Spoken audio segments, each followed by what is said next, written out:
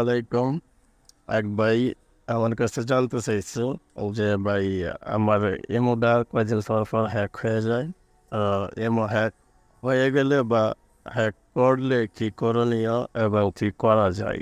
তো এটার জন্য ভাইয়ের জন্য একটা ছোট্ট ভিডিও বানাইছি। তো আপনারা আ আপনাদের সাথেও শেয়ার করি। তো ইমোতে সাধারণত কয়েকটা সেটিং আছে। তো সেই সেটিংগুলো যদি আপনারা ঠিকমতো করতে পারেন তাহলে অবশ্যই আপনাদের ইমোটা কেউ হ্যাক করতে পারবে না এবং কি ইমোতে আপনাদের অনেক বড় একটা সিকিউরিটি হিসাবে কাজ করবে।